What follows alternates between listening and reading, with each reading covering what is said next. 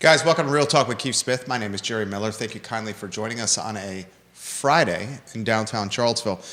It's great to connect with you through the I Love CVille Network, where we have aggregated 15 Facebook pages, 15 Twitter accounts, YouTube, LinkedIn, Spotify, iTunes, Apple Podcasts, Rumble, pretty much every social media platform known to mankind. Then we archive the content on ilovecville.com and realtalkwithkeithsmith.com and in a number of other websites that are associated with this network. Today's program is one where we want you to be, join us in the conversation. We want you, the viewer and listener, to ask questions. We have experts in the studio. Keith Smith has been in the game since 1887? 1887. 1987, not 1883 with Tim McGraw and Faith Hill.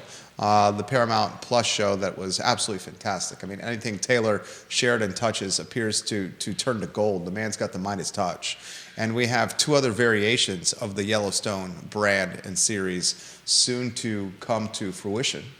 I can tell by Woody Fincham's body language that he perked up when this topic came up. Perhaps we'll pick Woody's big brain about this. But we're going to talk real estate. We're going to talk assessments. We'll talk Lake Monticello. We'll talk data, a boatload of data. Judah's going to check his Facebook Messenger when he has a chance. And we'll go to the studio camera and set up a 3-shot here for a cast of characters that needs no introduction, but I'll do it anyway. Keith Smith, the star of the show, the namesake. His name is on the marquee, Real Talk with Keith Smith. And folks, the best appraiser in the game. Woody Fincham and Associates. Well, instead of Mr., it's capital V. Capital V? The. Oh, it's the. spelled the Okay. Woody Fincham. It's like the Ohio State University. The It's Ohio State. Woody Fincham. Woody, I miss sitting next to you, brother. Man. It's been a while. It has been. I love coming in and talking with you. That we're going to do? We're going to talk, huh? Either that or open some bourbon or something. I don't know. Ooh. Now, my perked up. There we go. Not so sure about the Yellowstone thing, but that surely perked me. Are you a Yellowstone fan, Woody? I like Sheridan stuff. A little complicated answer to give you, but like we just got finished watching Landman. I really like Billy Bob Thornton and that show, but I'm starting to believe that he can't write women very well. Taylor Sheridan can't. I mean, the women should be more than a plot device. What about Beth Dutton in Yellowstone? Too over the top. Now, the way he wrote the main female lead in 1883 was excellent, but she's sort of the matriarch of the family and how the family evolves. It just gets a little bit. My mother, when I was growing up, liked to watch Dallas and Dynasty and stuff like that, and Beth Dutton's more in that line of stuff, I think. But people like it, so that's just I'm being a snob about it. I appreciate it. I appreciate the man has got tough standards. Yeah. Woody Fincham. I just realized I spent too much time looking at data and stuff, and maybe you ought to watch. I've literally never watched a single episode of any of that. 1883 is worth Really? the sit. I just watched it for a second go around. Start to finish for a second go around. I'm starting 1923 for a second go around now. That's a good show, too. The second season of 1923 starts in February. Yep.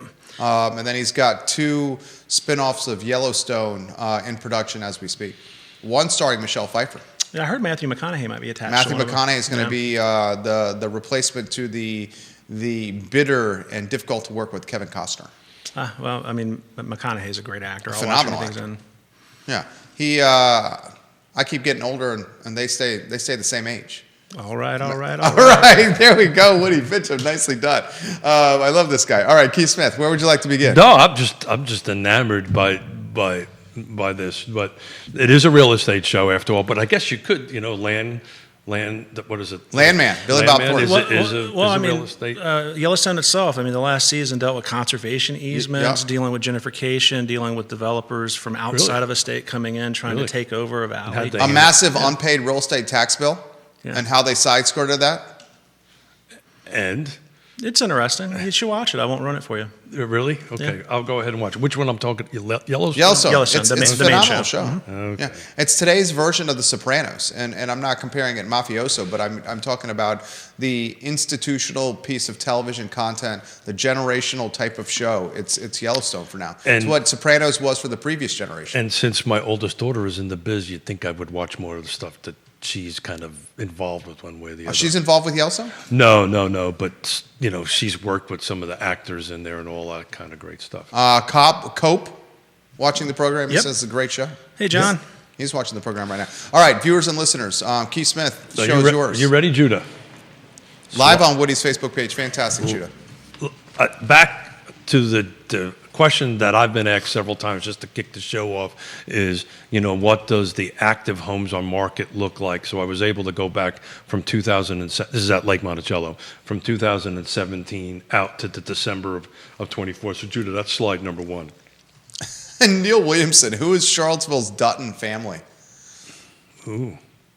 That's a great question. President of the Free Enterprise Forum. I did a post on that. Please the support Free Enterprise Forum. Please support the Free Enterprise Forum and Neil Williamson. He does some great work. Who is Charlottesville's I'll Dutton second family? that. I just met with Neil this past week talking about some things that we want to do for the appraisal community here in Virginia, and Neil is very receptive. And Well, he's the guy in the room all the time, Yeah. right? And local politics, we're about ready to do almost 50% of all our local seats coming up. And, for those of us who can't go to these meetings, he does it on our behalf. So he needs capital, needs dollars to do that. So please donate. Is it the Woodards, Neil Williamson, Charlottesville's Dutton family? Keith Woodard's family? I would imagine when I was deputy assessor in Albemarle, we dealt with them quite a bit. So that's probably correct. I'm going to break out an old name. I would think that Doc Hurt. I was getting ready to mention Dr. Hurt. Yeah. Dr. Hurt would be, to the old school. I think some of the modern stuff, he still owns a ton of dirt around here. But I would say, that would be the 1883 version of it. The Yellowstone, the modern one, I'm not really sure who that would be. You don't really have a lot of huge families that. Maybe a Frank Bailiff and Charlie Armstrong, the Dutton family. With Well, Southern Frank's an Development. actual cattle rancher. So, Oh, I know he is. Yeah. I know he is. There And he you go. loves Bojangles. he's got cows, so you got to leave it with Frank. Lake Monticello data.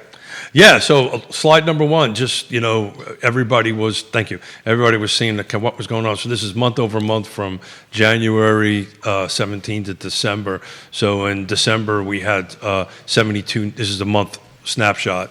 I want to caveat this, this is a difficult thing to track because stuff comes on and off well, but these are, big holistic numbers. 72, units came on. When we were at November of 22, we were at 89. But this is why people feel like there's more houses coming on. In December of 23, we're at 48. So we're not quite double, but we're awfully close to double. So that's why everybody's kind of feeling homes coming on the market. The average from 2017 out is 101 units per month. Now that takes in, from 17 when we were at 193. So we're way below the average. So, it may feel like a lot of homes are coming on the market because we're 50% roughly above where we were this time last year. You agree or disagree with that? Yeah, your data is spot on. What I would be careful of, because I analyze data all the time, going back as far as you went back really shows a huge skew. 100%. Looking at it, I'd probably go no more than about 3 years back so we could just be post-COVID looking forward. But we're still low inventory no matter how you cut it. It's just the orders of magnitude looks so big when you got it all the way back to 17. So the reason I went that far back was try to establish an average, but you're 100% right, right? Because in 17, and we'll take a look at some other numbers here, we were still recovering from the time of great unpleasantness at that That's about the time we were. Some subdivisions were starting to actually. They were just coming out above where we were at that point. So that's when the strong recovery was really starting to show post Dodd-Frank. And what was interesting is when you take a look at somewhere, that 2020 mark, which was the beginning, at the entry level of COVID, right?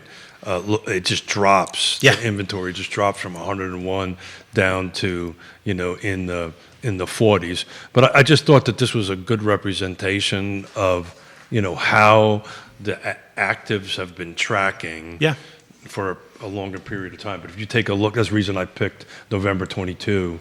We were at 89 units. So we just kind of drove all the way down till around April of 24, and we're starting to come back up somewhere around April of 24. So I think I want to get more of a feeling why people are saying, well, oh my God, there's so many more houses on the market.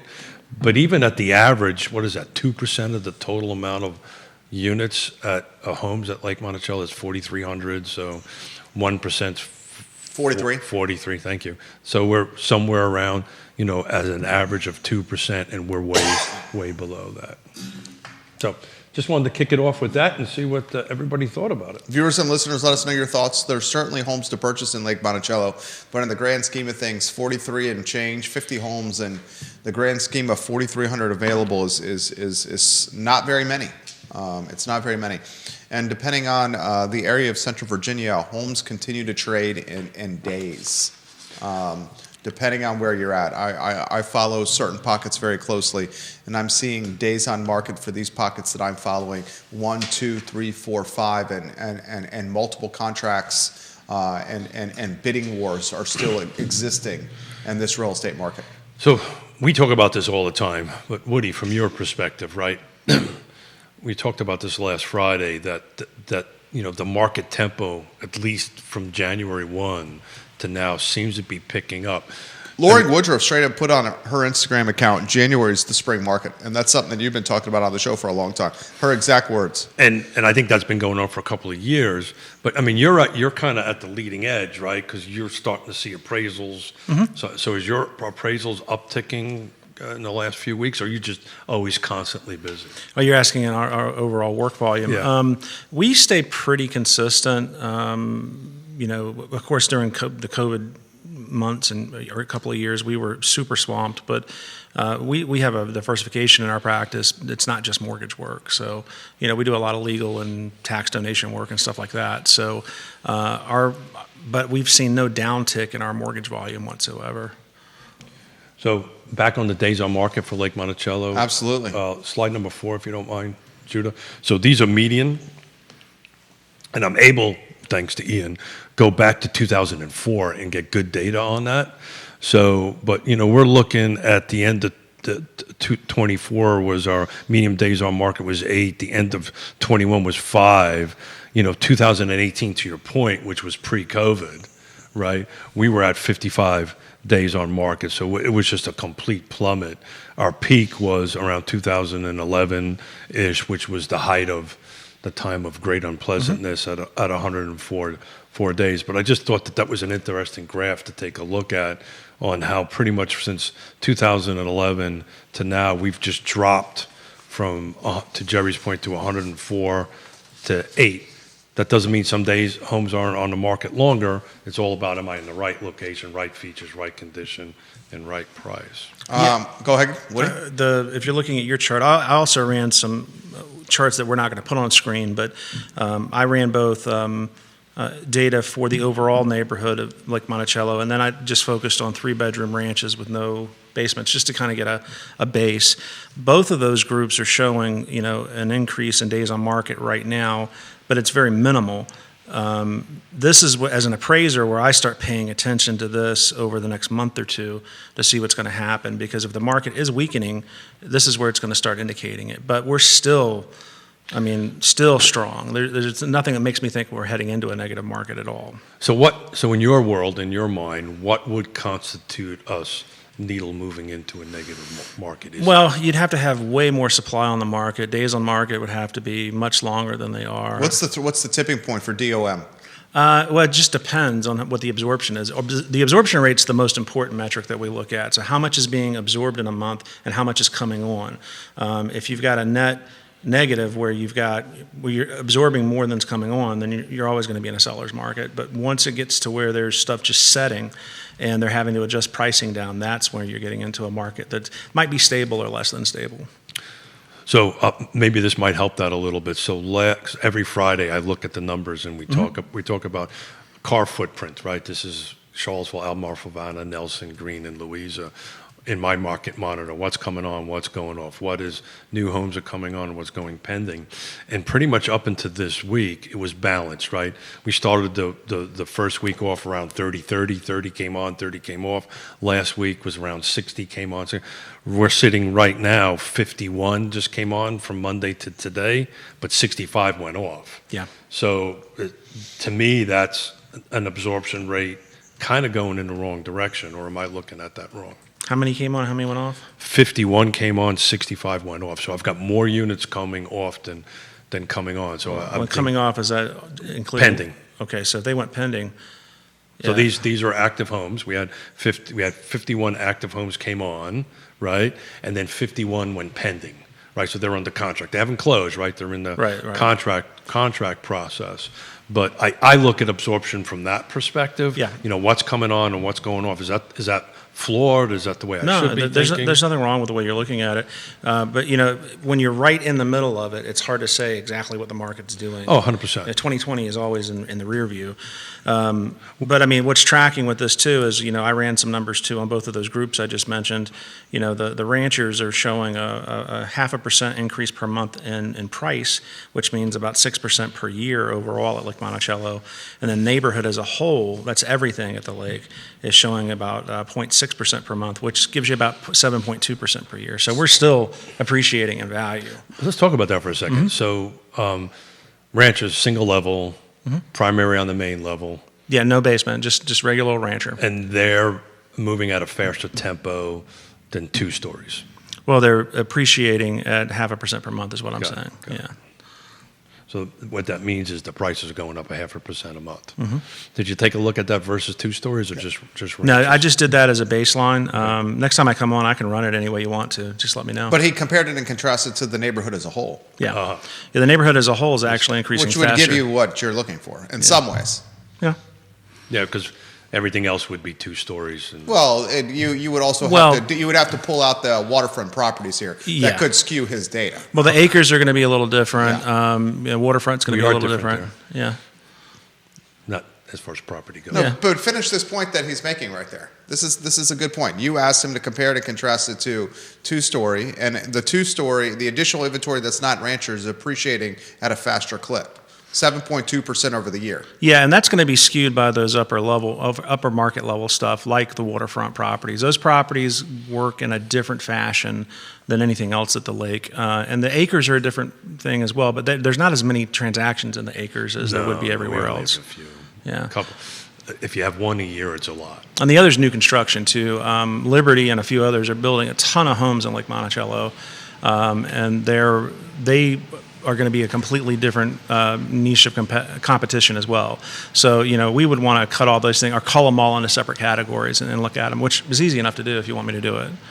It's easy enough to do, yeah, but I wanted to kind of just at a high level talk a little bit about, that there's this spike, for lack of a better word, from December or the end of the year of 23 versus 24. So we have more homes on the market, but they are traditionally, or from the average, a lot less than what we normally were going to see. So I think folks were just like, oh my God, we have, how many homes on the market at the moment. I didn't get a chance to look at it. I can look for you. Yeah, look at that, but that is below the norm, and I think everybody's gotten used to, the single-digit homes on the market on the week versus the low double digits. Right. Let me ask it a different way. From an appraiser's perspective, is Lake Monticello still a good value? A good value. I mean, that's individual perspective, I think really. it means does it have upside? I mean, if you're looking to be in a good community that's values increasing, yeah, I mean, definitely. If it's your first time buying a home, it's going to be a hard market to buy in because it's expensive. It is, yeah, because I have a slide over there. We can say where we ended at the end of the year, which is number 3, Judah. Slide 3, J-Dubs. We ended 2024 at 346 as a median sales price, and just to put it in perspective, that jumped from 2013 at 167. So we had a constant run up from 13 up. We had a drop. We were at 2007. We were somewhat closer at 248, but then we had the time of great unpleasantness, and you can pretty much tell by looking at this chart when that started changing, right? Mm-hmm. And that change happened in 13, and then just every year after that, it just completely climbed. So you're at a median sales price of 346. Comments coming in quickly here. Let's go to Cope. First, Cope wants to host a show on our network, co-starring Woody, which is a reality program on the appraisal world, the ins and outs of it. He wants to do it remote. I'm always inclined to new ideas, Cope. Is he watching in New York? Yeah, right? that's where he would be, up in New York. He's watching right now. He's an appraiser. A reality show, huh? Yeah, he says, I want to do an hour inside look on the life of an appraiser. And he also says the mortgage business sucks in most areas. Appraisal waivers, high interest rates, very few sellers looking to leave their 3% rate. Buyers have gotten their arms around higher rates, but the sellers just have not come around. It's a psychological conundrum from the New York appraiser. John, is it Copulus? Copless. Copulus. Mm-hmm. Cope, I love when you watch the program. Are we seeing a lot of appraisal waivers in our market? They're definitely increasing. Fannie and Freddie have definitely, this is the strangest thing in the world to me. They're trying to get out of conservatorship. They're in conservatorship because they made really bad decisions before Dodd-Frank happened. And now they're asking that let's ignore our collateral and just do all this on credit base. And so they're trying to, they see us as more of a hurdle than they do anything else. And the thing with the appraisal business is we're the only person in the transaction that isn't trying to make something close. We're Truly independent. Yeah, there's no commission on the line for us, and we're trying to do what's best for our client and give good information. And they just see us as a speed bump. So, Well, Rich Blackman III, John Lane, Bob James Jr., David Massey, hello. Wow. A lot of folks asking about, I don't know if this is the right phrase, but maybe they're intending to use it this way, the canary in the coal mine with the HOA concerns at the lake. Speaking of the lake, I'm seeing this all over the feed. Yeah, so the allusion to canary in the coal mine is an allusion to trouble ahead for the neighborhood, I think, is what they're doing. We don't have to talk about that now. We can. We can continue with the thoughts and comments that... I knew that was going to come up, and I'm ready to talk about it. I'm pretty sure what he is one of us that has. I think can I say both you guys live at the lake? Yeah, sure. Okay, both these guys are Lake Monticello residents. Do we call are you guys, is the nickname Lakers? Is that what they call folks that live at the lake? that's beyond me. Yeah. That's the younger millennials are referencing themselves As Lakers. Yeah, look at that. Yeah, Kobe Bryant and Magic Johnson. Yeah, about to say, yeah. We're among good company I'm there. about to say, I'll as take Lakers. it. I'll take it. Back to the appraisal thing, just before we get into that, right? I'm sorry to hear that that's what's going on, because as one who's lived through the time of great unpleasantness in the run-up to that, it's when lenders starting, when appraisers were not as independent, let's say, or influential on the transaction. We all know what was happening prior to the run-up. Right. So the good news is that you guys are the independent arbiters on value, right? If that's starting to change, that's making me a little nervous. Did I hear that right? Yeah, the technology that's in place, and I know several of the upper chief appraiser staff at Freddie, so I talk to them often enough, and they have a lot of good technology in place, so they're more comfortable with their internal data, but again, they're in a business of closing loans. Their retail division is all about making money, right? So, when you allow retail to wag the dog, so to speak, then, you're going to be a little bit more liberal with how you make your decisions. So, Yeah. I've always explained this as this was a cookie jar that somebody left open, and they were taking cookies out with no oversight, and they shut that down, and now we have oversight. I think the better analogy is you got a dump truck up here called the United States government, and anytime they get into trouble, they just open up the dump truck and dump the cookies back in the cookie jar. That's the problem. Yeah. And then they let anybody take a cookie out. Yeah.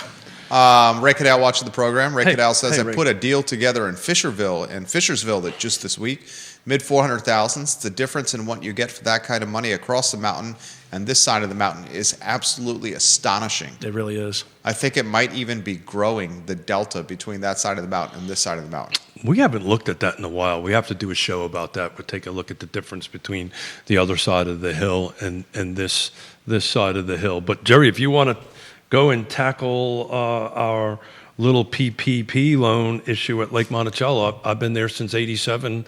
Put some insight on it. How long have you been living at the lake? We moved in 17. 17. Yeah. Dustin Harris and Brent A. Johnson, welcome to the program. Dustin's the appraiser coach. Yeah, Lori Fincham, the fabulous associate, one of the owners of Fincham and Associates, watching the program, and she says they should have always been independent when referencing where the role is of the appraiser in the closing process. Well, she is a very smart lady, and she would know what's up. She tells me what to do. I think what happened in the time before, and you jump in, the time run up to the time of great unpleasantness, and the big difference was that the lenders would get to pick and choose their appraisers. That doesn't happen now, right? Well, I mean, let's cut to the chase. What was happening was lenders had appraisers in their pocket that made sure that the deal materialized and that the home appraised. Can I share a story from back then? I would love to. I'll make it quick. So we had a client that we were working with at that time, and my firm was in Virginia Beach at this time. And we had started going over to graphical analysis. This is when appraisers were really just starting to get into Excel and doing analysis in a quantitative fashion, rather than just kind of going, licking their thumb and seeing which way the wind's blowing. And as the market started to transition in Virginia Beach, we figured out where the peak of the market was, and then our graph started showing that we were starting to head into a decline. And we sent over our first appraisal to this client, and by client I mean lender. The head underwriter there sent an email around to the entire office and said, Fincham and Associates, at this time my company was called FM and Associates. FM and Associates is the only appraisal firm in Tidewater indicating that the market is declining. And based on the Case-Shiller index at this time, the Case-Shiller was what everybody tracked, and they used Raleigh and Richmond as points on their graph. They were not showing any change. They're still appreciating. And so based on large MSAs outside of the Hampton Roads area, they were saying that we were giving them bad information, and essentially without saying it, they were don't send your work through that. They were stigmatizing anymore. you. Yeah, and Did that actually happen? Did people stop sending work to you? That underwriter was let go a month later because I complained to the CEO, and I bet I can finish this story. Woody's prediction of the market starting to decline materialized and proved to be correct. It was absolutely correct. Yeah. So, in saying that, does Woody's crystal ball see where does Woody's crystal ball see the market going? Our current market right now. I know we don't have inventory, and what I'm trying to ask is appreciation going to continue? I know I know micro markets matter, but we still get asked this on the show repetitively. Are we going to have a repeated time of great unpleasantness? And from your perspective, I just would love to hear your thoughts on that. I'll give you two. I'm going to give you one without the wild card and one with the wild card. I think based on current data and immediate retrospective data, we're going to continue to appreciate. The market's going to remain positive as far as value goes, very competitive. It's probably only to get more competitive. I do think interest rates are probably going to tick up some. Oh, yeah, I don't know that it's going to cut off volume too much because, again, life happens. If you throw the wild cards in, and I'm not talking politics, but with the recent administration change, there's a lot of wild cards out there. I mean, we're talking about furloughing or laying off a bunch of federal employees. Ladies and gentlemen, we live in the Commonwealth of Virginia. We are a DOD-based economy. So, I mean, we have the university here in Charlottesville, but we also have a lot of folks here that work for the federal government as well. NGIC's a big employer here. So we have to keep in mind that may cause some problems. I mean, well, it's the number one source of 1.3 billion per year top economic driver in our market is government sector at 1.3 billion per year, and that number's low. This was from a couple years ago. Yeah. So, I mean, with those types of things and, international conflict, what's going to happen there? There's a lot of things that can influence the market. But, based on what we have right now for immediate retrospective data, I think we're going to continue marching pretty much in the direction we are, which is increasing prices and high competition. So, I get asked this question all the time. We'll get to the Lake Monticello. No problem. Comments are coming in quickly. Lake Monticello thing. But I get that. So, from your perspective, and you look at this data better than anybody, what is it going to take to get inventory to uptick? I know it's a big question. I mean, it's pretty straightforward, I think. Yeah, I mean, it's just a matter of whether or not sellers want to sell. I mean, I'm in that category of sellers right now where I've got a less than 3% mortgage. I'm not going to sell. I don't need to. I don't have to. I mean, everything we need is right where we are, and that is Lake Monticello, and we'll talk about the PPP thing in a bit. Even with that going on, we're very happy where we are. But I just don't, unless we see more inventory come on, I mean, with the new administration talking about cutting some red tape for new construction, that might help. But can they really? I don't think. I don't think so. That's gonna have any So impact at all. I want to get that out, right? Because I was at a home inspection yesterday, and they were talking about, oh my God, this is going to be great. Red tape is going to get cut back, and federal government does not impact things like zoning, things like red tape. They have some impact that they can do on it, and this is why local elections matter. If anything, the federal government could create more red tape, and these tariffs that are coming into play could be additional red tape for new construction and remodeling sectors. Oh yeah, I mean, we import a lot of goods from outside the country for building, and that really can cause a problem. And labor. Yeah. Yeah, so that's what I think is going to be the red tape. The cost of construction is going to escalate even more. Throw in the fact that interest rates and the cost of getting money to build is going to be even more challenging. And throw in the fact that banks are hesitant to lend right now. For developments, 100%. Unless you're operating in cash in that world, it's almost impossible. Yeah, you're in quicksand. We're back to trying to borrow money for development or commercial projects or multifamily, as it was right after the time of 2007, 2008. It's like, hey, I want to do a development. They say goodbye, see you later. So most of the folks that are in that space are operating solely with cash. Yeah. So these are the big guys, right? You don't see a lot of small folks going in there. Look, I think from my perspective, and I did two national interviews on this week.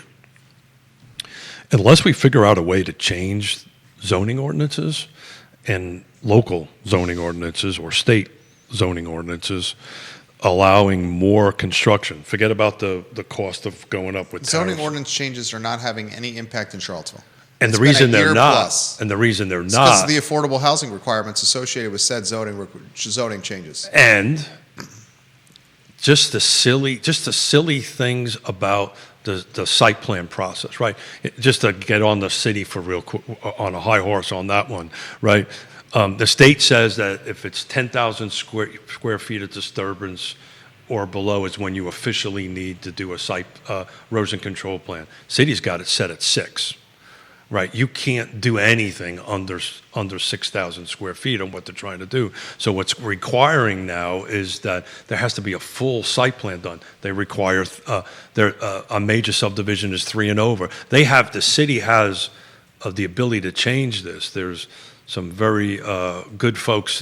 David is Roger Boisonnet is in one of them. I just spoke to him 2 days ago. They are a year into it and they're pivoting.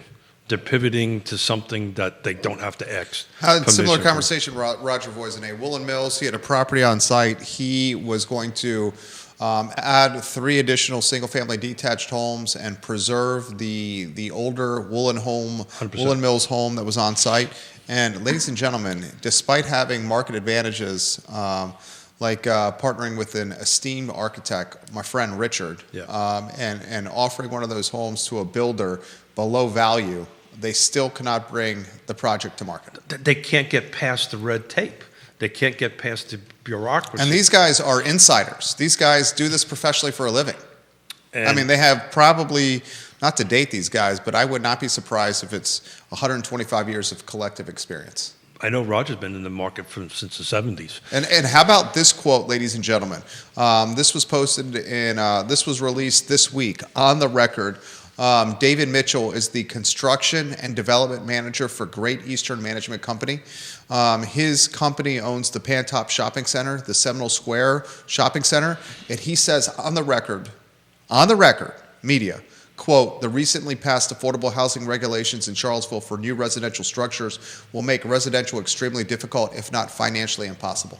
Yeah, we were saying that on this show, 2 years ago? We said this years ago, Yeah. when the activists in this community were pressuring city council to pass this ordinance. We said, you are listening to people that do not know real estate. Yeah.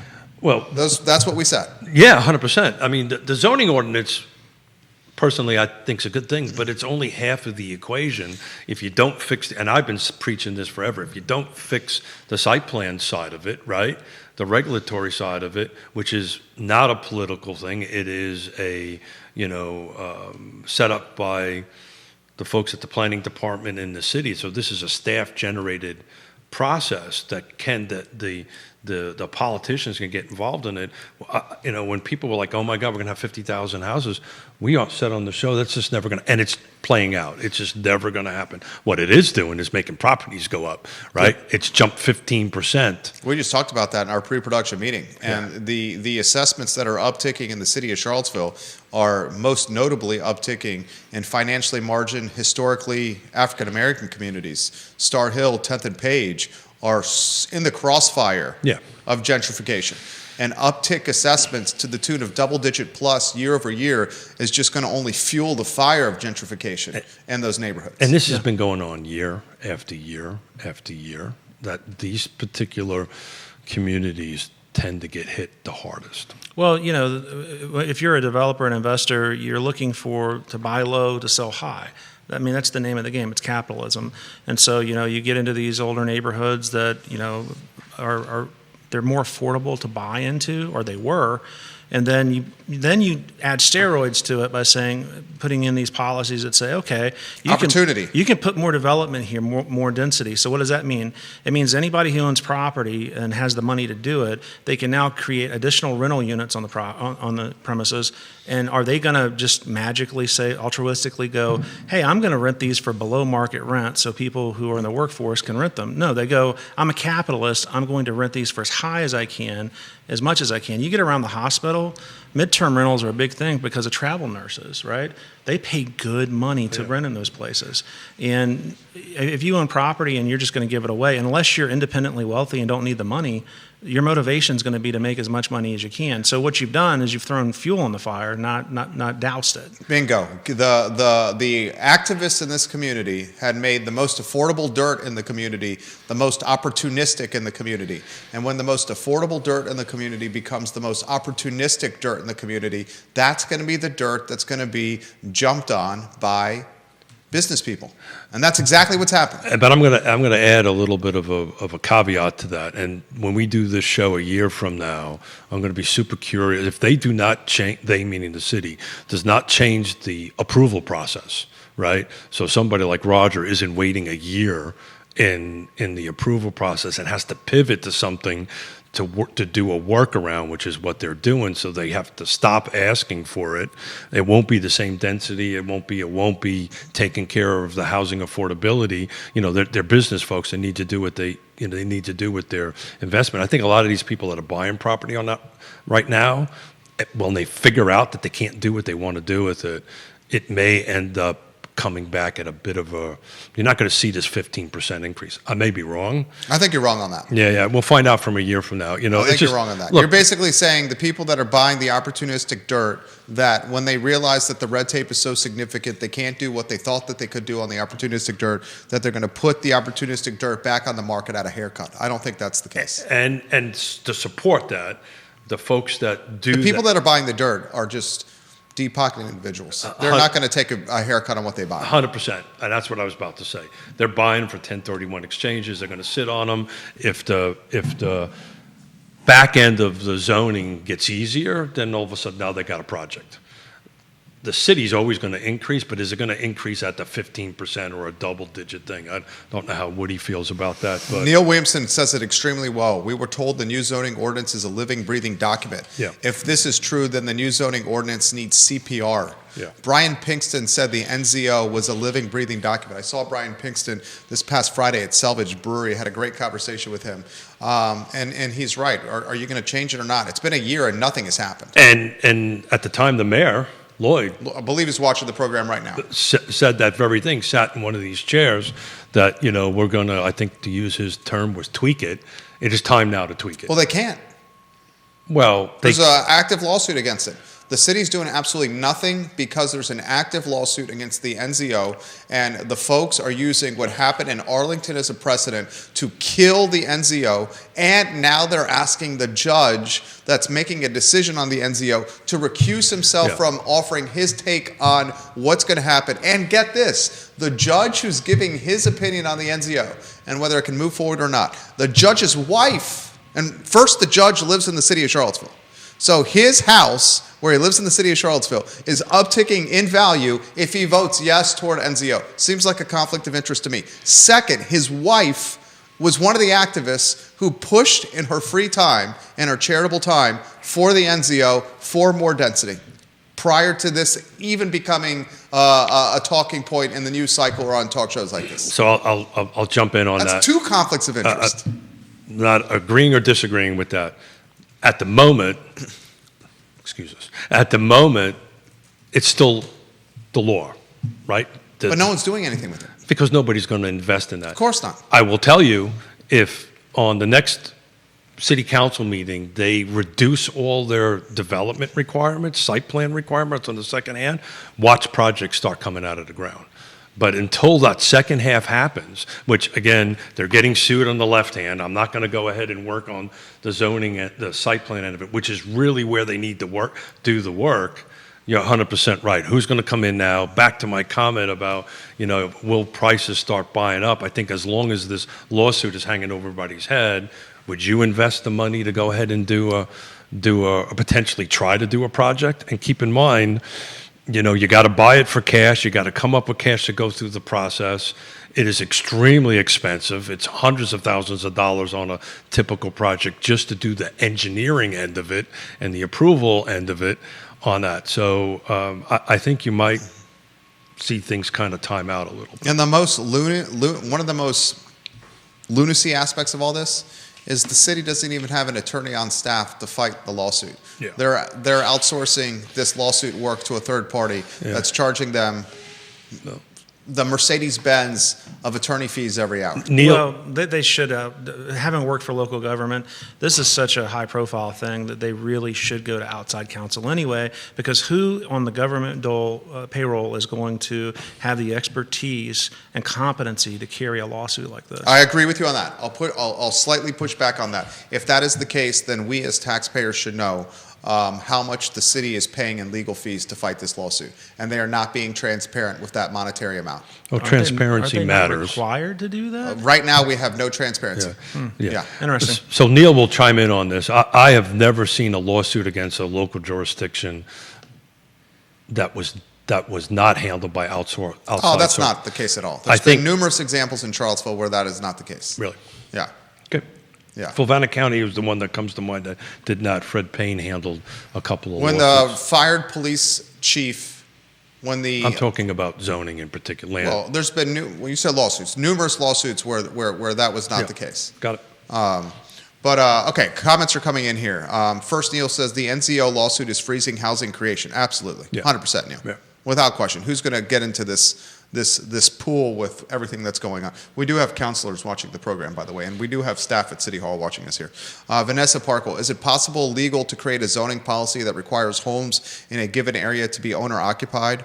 During transition, existing owners would have to be allowed to continue renting an investment property, but at the time of sale, that purchaser would not be permitted to rent out the property. I don't think, just respectfully, I love Vanessa Parkhill dearly, love her dearly. I don't think you want that to be the case. Well, go ahead. You first.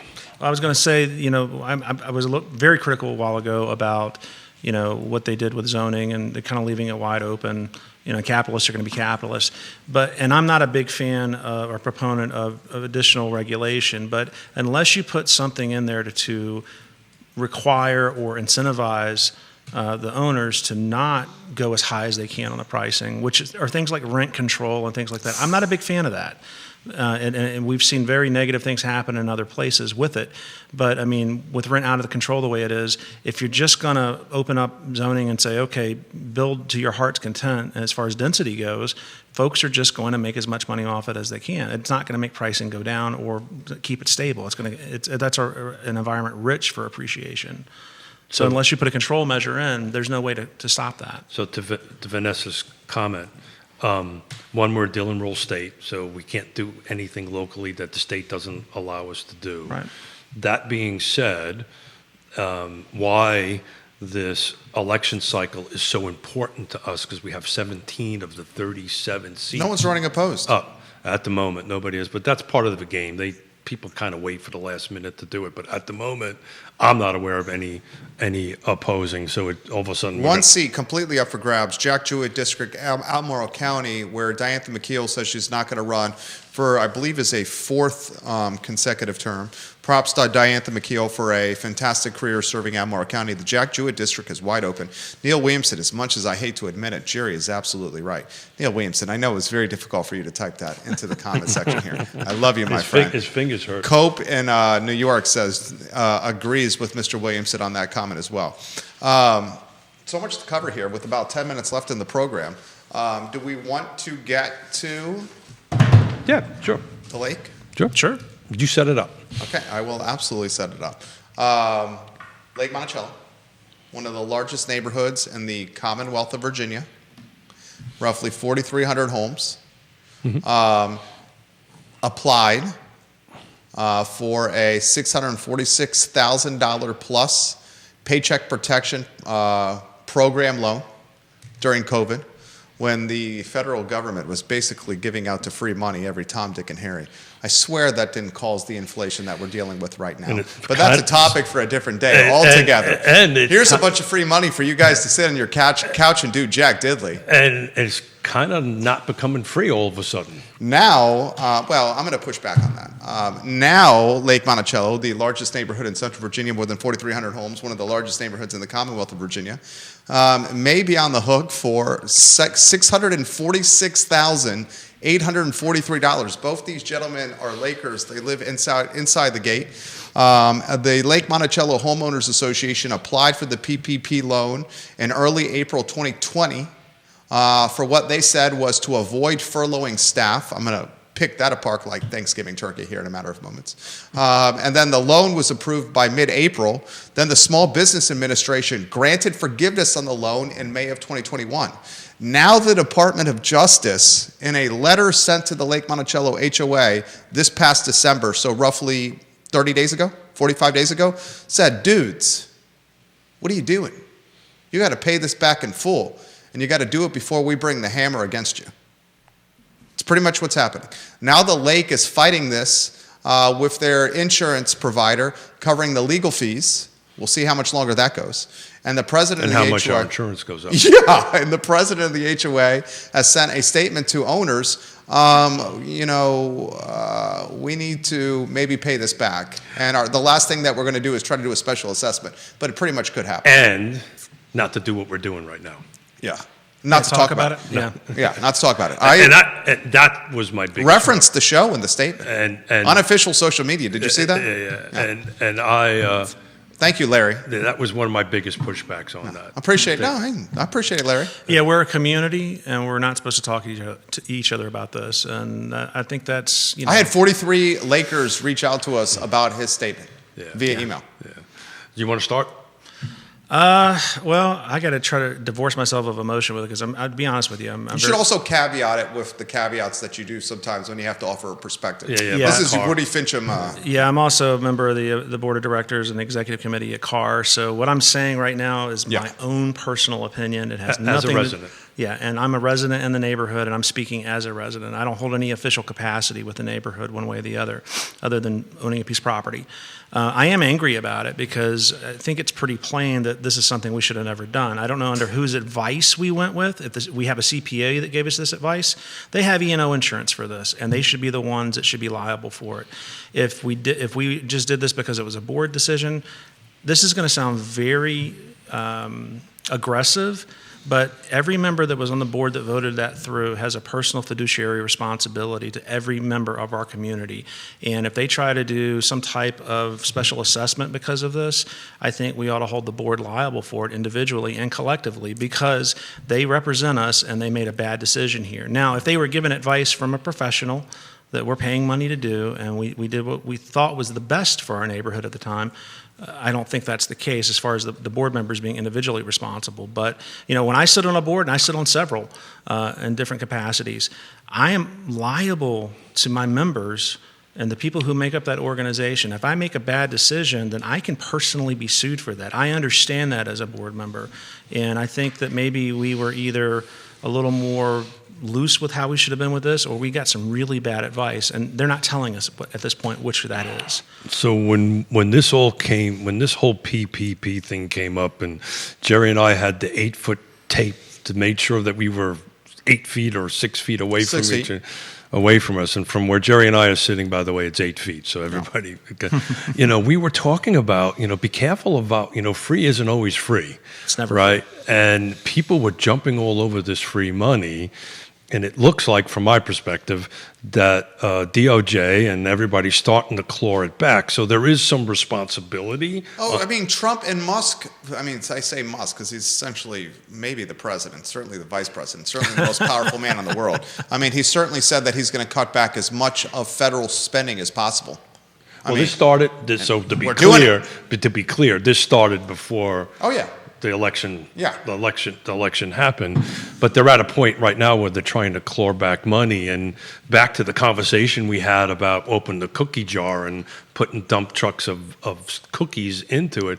That's what was happening at the time. And I remember we had business folks going, well, should I take it? Should I take it? My sister was one of them. I said no, because at some point, if you can survive without it, at some point somebody's going to be knocking on the door and say, I want my money back. Well.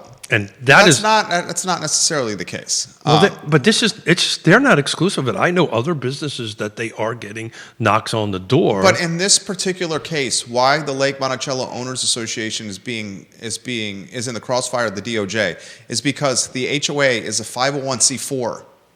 I get that. A 501c4 specifically could not take the PPP loan. And so why was it given to them? That's not the point.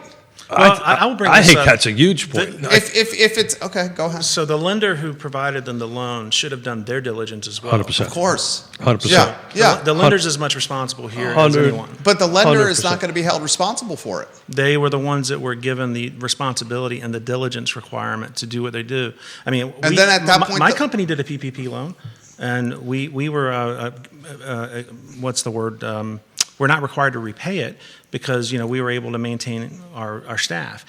The bigger question I have about this is the dues were collected. Yeah. Where did this money go? What was it used for? This is right around the same period of time that we had a pool thing going on at the lake. My family doesn't have a pool membership, but yet we still had to pay for the pool. Right? How about golf course improvements? Yeah, we just had a new practice bunker put in or whatever. Was it a chipping green? Yeah, I believe so. Yeah, but wasn't there a special assessment for the pool? There was. Yes. Right, but I mean, here we got $600-some thousand. Yeah, they would have to demonstrate. What did we do with it? Well, here's the point Woody is making. In the time where the Lake Monticello Homeowners Association applied for the loan and got $646,000 plus from the federal government, they were still collecting HOA dues from the houses. 100%. And if they were still collecting HOA dues from the houses, that's the cash flow to cover overhead. 100%. So they didn't have to furlough staff. So what the hell happened to $646,000 and how was it spent? And is that a fair question? That's a fair question. I don't think the three of us have the answer to that, but that's a darn good, fair question, which hopefully comes out of this back to our transparency. Transparency thing. Okay, so let us know what the heck. Well, the one thing we did see at the lake is that we don't have enough police officers. We had to bring in a private security company to fill in some gaps, but yet we've got this PPP loan to bolster up our staff. Yet we can't hire anybody. And how this is going to play out, we have crystal balls here, is these gentlemen and the 4,300 homeowners in Lake Monticello are going to get hit with the special assessment.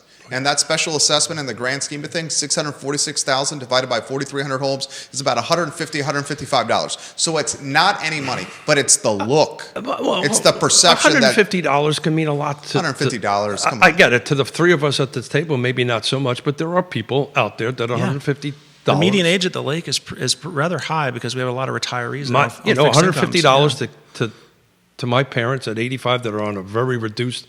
It's impactful. $150 per home, or the HOA gets sued and becomes insolvent. Yeah, well. Okay, that's what it basically comes down to. Well, I hopefully cooler heads will prevail, and we'll get through this and figure out what's going on with it. Or instead of the special assessment, you just uptick dues and allocate the uptick dues to that. Yeah. But they can't uptick the dues. That's the problem. Why can they? They need certain approval of the owners. It requires 2/3 majority. Yeah, they can do a 3% annum. Yeah, you can do a certain percentage every year without having majority. I understand that, but we can go up to 10% in this building. It just got failed, and the reason that I intimately know that the Lake Monticello's bylaws and stuff like that, because I've been there since '87 and actually read them multiple times. But it takes 2/3 majority to go ahead and do that. Over a certain percentage. I understand that. The board can do a percentage without the owners. I understand that. Yeah. And it failed the last election cycle. And how much were they trying to get? Oh, I can't remember the number. I don't remember It either. wasn't that. It wasn't like. I hundreds knew and it wasn't going hundreds. to pass from the word go, so I didn't pay attention. Yeah, and that's to Woody's point. You can't get 2/3 of Lake Monticello to decide tomorrow Saturday. You cannot. Nevertheless, lays their dues. So the only lever they got left, which, oh, by the way, we talk about HOAs on the show often. Be very careful. Make sure you read all the bylaws. Special assessments, they don't need a vote for that. They don't need anything. That's just a simple board action to go ahead and implement special assessment. So I've been in Lake Monticello since 1987. I have very specific stories over those years that cost me a ton of money personally and business-wise. So I don't have a huge love about the way they manage it. I love the lake. It's the reason I've been living there for that long, right? That's the reason why I don't think Woody's going to leave. I'm not going to leave anytime. I love being there. But, I mean, their history of management has always been a bit goofy. I'll tell one quick story.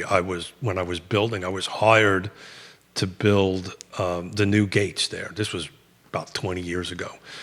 And I was looking at the project and looking at the plans and all the stuff, and I said, look, guys, your gate, the island for your gate and the island for the main gate is too close. The first cement truck that's going to come through there is going to hit the gate or hit the building. No, we know what we're doing. I said, okay, I gave you 3 rules. I literally poured the concrete, rubbed the island. The first cement truck came there, ran right through the middle of it. And then I said, guys, we got about an hour before this sets up. Otherwise, we're doing this with jackhammers. And they couldn't make a decision. I didn't make any friends. I said, you know what, bleep you. This is going to cost me money as a resident. I ripped it out. And they got all pissed at me because I made a decision without getting board approval on it. I said, well, it's going to cost you $1,000 now or $20,000 later to break it up. I made a decision on the behalf. So they screwed up when they sold the water and sewer system. I remember going in front of them arguing. They wanted to shut the lights down so kids couldn't play basketball in the evening. I mean, who does that kind of stuff? So now they're playing pickleball in the evening. They're playing pickleball, and look at the average age of the pickleball player. And how about the noise with pickleball versus basketball? I live less than a block from the tennis courts in Lafayette, and on Saturday Sounds like mornings, a machine gun. Yeah, it's crazy. Well, they didn't want kids playing there. Lori Fincham says she's a resident. She's an owner. Lake Monticello Owners Association needs to pay it back, period. They furloughed no one. Well, here's a point about Lake Monticello. This is frankly, I mean, I can't say it any better. This is extremely sketchy. 4,300 homes, over 10,000 residents. That is a town, right? That is a town. Gets run like a local government. This will be extremely unpopular. I've been saying this for decades. I think it should be turned into a town and actually follow certain things, but that'll never happen. Never happen. From the federal level, it's considered what's called a census-designated place. So, I mean, it is its own little town without being a town. Comments coming in. We're not going to be able to get to all these comments, viewers and listeners. Jason Howard says, as a realtor, Keith, would a possible $660K bill coming due be a red flag for someone looking to buy in this neighborhood? No, 100% no. No, it would be, as when we do appraisals, we have to do research into the PUD, the planned unit development information, same as with condos. So if there's any pending litigation or litigation happening, we do have to disclose that. Yeah. It could become an issue with the lender if they're very risk adverse to it, but generally speaking, it's usually just if it's in the right price, right location within Lake Monticello, right price, right features, right condition, they sell. We Yonna and I have, and I won't talk about it, but have a listing out there that, I mean, we're like getting 10, 20 showings a day. And it's just, since this broke, I don't think that's going to happen. If it was, thousands and thousands of dollars, that'd be one thing. Yeah. $150, I don't think people are paying attention to it, the buyers, as much as we are at this point. But I mean, that's not even a rounding error on the HUD statement. So I don't think most people are going to care. A fantastic home at 24 West Lake, Forest Drive at $414,900. getting Asking price. Unbelievable. Thank you. Unbelievable amount of traffic. What, my prediction, and willing to put a bottle of booze on this. Every owner in Lake Monticello is going to get hit with a special assessment of about $155. No. Does anyone want to take that bet? No. You want to take that bet? No. Okay, so they see it playing out that way as well. 100%. Yeah. We're going to get a bill. Then the biggest bill is going to be the insurance coverage. That's going to your insurance provider is going to drop you. The question that's going to be the biggest thing. Well, not your respective home, but I'm talking no, association in totality. They may not drop you, but they sure as hell going to pay a lot of money. Even when you're on the right side of a lawsuit and an insurance company gets involved, 100%, they're still going to raise your rate. Jack them up. Yeah. Have you ever used your car insurance and find out, hold it, right? My insurance just doubled. Yeah. That's what's going to happen. The insurance company is not going to foot the legal bill on this and not get their money back. Get their money back. Keith Smith and Woody Fincham, do you want any closing thoughts for the many viewers and listeners and elected officials watching Real Talk with Keith Smith? Yeah, one quick caveat. I love my neighborhood, and I'm already getting nasty messages. I'm not trying to be overly critical of where we live, but I live there, and I'm allowed to be critical. 100%. Of it, so. I said this on yesterday's show. We can love something dearly with all our heart and still hold what we love dearly accountable. It's what my wife does with me every day. Yeah. Oh, multiple times a day, I would imagine. Every day. Yeah. Okay, and it's because we want the best version of what we love dearly. That's true. It's not because we're throwing shade. Well, I'll put a little perspective on it. Because we love the community so much. Yes. Right. Some would say you maybe perhaps should be active in your association because they said that they were going to take the $646,000 PPP loan during these open meetings. So let me tell you something about that. I am a proponent. I attend and be part of a lot of local government. Maybe I should be, and maybe that's on me. So thank you for making me rethink about this. But I used to be. And when you get told to sit down and shut up, so a lot of people don't know, if you're a real estate agent or in the building business, you can't sit on the LMOA board. And how is that not an equitable issue? So do you know why that's like that? Yeah, because they feel like you get an unfair advantage as a real estate agent. No, because the knuckleheads, when they took over from the original developer, wrote in the CNRs, and they did because they didn't want Faulkner and the developer to be in control of the subdivision. So they made this decision in 69 or whatever year it was. So right now on the books, if I wanted to run... Yeah, you'd have to retire. You'd have to drop your license. And who do you want to have on that board? Maybe somebody that understands real estate actually would be a good thing to have on that board. It's completely unfair that you have to give up your right as a member of the neighborhood, because we have several real estate agents and brokers in our subdivision. I've literally attended, this is decades ago, LMOA board meetings, and I was, exact words, sit down and shut the F. They used the F word, and shut up. You've got nothing to say.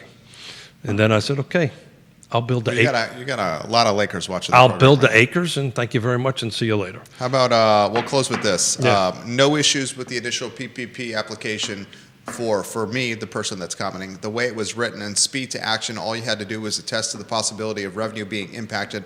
The bankers were literally sleeping in the office to fast track all the applications due to pressure from all angles. 100%. Should have been caught by an attorney or CPA or their board later when filing in 2020 or 2021 tax returns that their entity status disqualified and they should have repaid them. It's all water under the bridge now. Do a small special assessment with itemized use of the funds to show how it bettered the shared asset and move forward. No special assessment. Go back to the professionals who gave us the advice to do this and make them pay for it. I actually think that's not going to happen. Well, they have no insurance. They screwed up.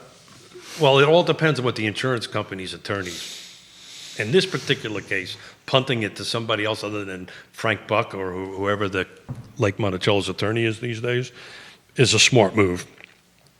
But you're just going to keep your insurance provider more in play. Whoever wrote that, I kind of get it. It's, let's just be done with it. Be transparent. Get it out of the news cycle. Get it out of the news cycle. Especially with 6 months ago or 5 months ago, it was some board member in the news cycle for racist commentary. So what's going to happen is this 150 or whatever this number is going to be more because now you engage the insurance company to our conversation Yeah, about it's going to be that. way more. So now That's going to be the bigger expense. 100%. In the grand scheme of things. 100%. Because those rates and premiums are going to stay in perpetuity. 100% and every year. Yeah. So Well, that's what perpetuity. yeah, that too. Did he call me purple? But called anyway, you- you're way past our time. I but called you a fantastic star of the program. And Woody Fincham, one of the best guests possible. Woody Fincham, Fincham Associates. This program was on absolute fire today. So they're not going to be able to rate that we're going to get hit with huge tax insurance increase. This will be the proverbial gift that keeps on giving. 100%. They're not going to be able to raise dues because nobody's going to want to do it. And then you're going to have to get a special assessment to cover the thing. It was just bad governance is the only way I There can it put is. Keith Smith, Yes Realty Partners. Keith Smith, Yes Realty Partners. Woody Fincham, Fincham and Associates. Show archived online at realtalkwithkeithsmith.com. The I Love CVille show up in 1 hour and 5 minutes. So long, everybody. Thanks, everybody. Thanks, Woody. That was a lively show.